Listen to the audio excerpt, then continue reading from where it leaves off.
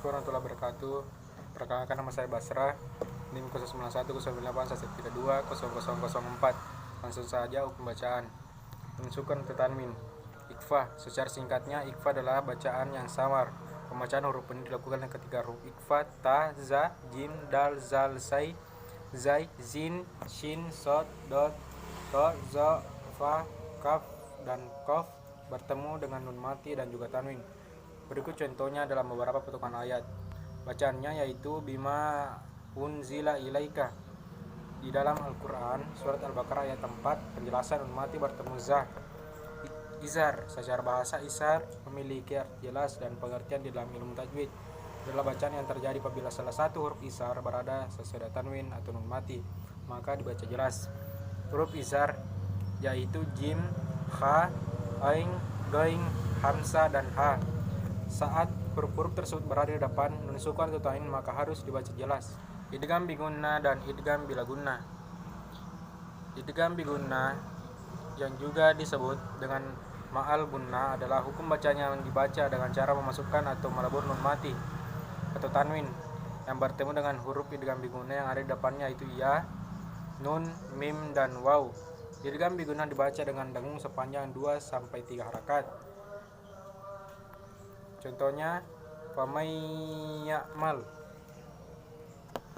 Idgham bila gunnah. Hukum idgham bila gunnah yaitu suatu hukum tajwid yang terjadi ketika ada nun sukun atau juga tanwin yang bertemu dengan huruf hijaiyah lam atau huruf hijaiyah ro dan dibaca dengan tidak menggunakan suara yang berdengung.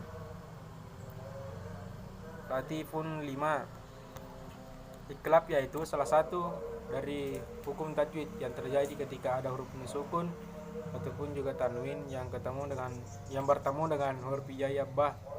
Secara harfiah, iklab mempunyai arti menggantikan atau mengubah sesuatu dari bentuk aslinya. Membakhola, contohnya mim sukun atau tanwin. Hukum bacaan mim sukun merupakan aturan membaca mim mati saat bertemu dengan huruf hijaiyah tertentu. Ikhfa syafawi. Ikhfa syafawi hanya ada satu saja, yakni adalah huruf ba. Idgham matsilain atau idgham mimi.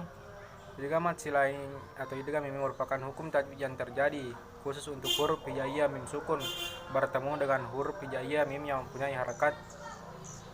Contohnya lahumma yattaquna. Izhar safawi. Izhar safawi yaitu bagian dari ilmu tajwid yang terjadi ketika huruf hijaiyah mim sukun bertemu dengan huruf hijaiyah selain huruf hijaiyah mim dan huruf hijaiyah ba. Bagian kedua yaitu kalkala.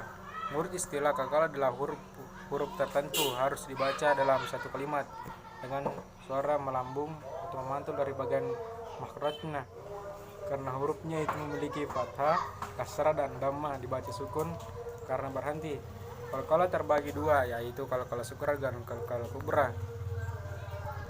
Huruf muqattah. Huruf muqatta'ah artinya huruf yang terjadi dari beberapa huruf hijaiyah yang berada di awal surat dalam Al-Quran. Huruf muqatta'ah yaitu alif, ha, ta, ya, kaf, lam, mim, nun, sin, ain, sad, kaf, dan ra. Muhammad Ali memberikan pendapatnya mengenai arti dan huruf tersebut. Alif merujuk kepada kata ana. Ha kependekan dari al-hadi. Ha kependekan dari al-hamid. Lam merujuk kepada nama Allah. Mim kependekan dari al-alim, al-majid. Nun kemungkinan ikan nun paus. Sin kependekan dari as-sami, maha mendengar. Ain kependekan dari al-alim, maha mengetahui. Sad kependekan dari as-siddiq, maha benar. Kaf kependekan dari al-qadir, maha berkehendak. Ra diartikan menjadi melihat. Hukum mad iwad. Salah satu hukum bacaan yang perlu dipelajari dalam mad iwad.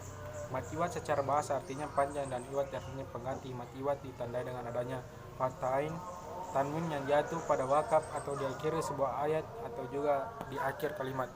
Contohnya dibaca alan nari huda. Quran surah Toha ayat 10. Sebab fathatain di akhir kalimat yang diwakafkan sehingga diganti alif dan dipanjangkan hingga 2 rakaat. Penyebutan lafaz Allah. tahkim atau tebal.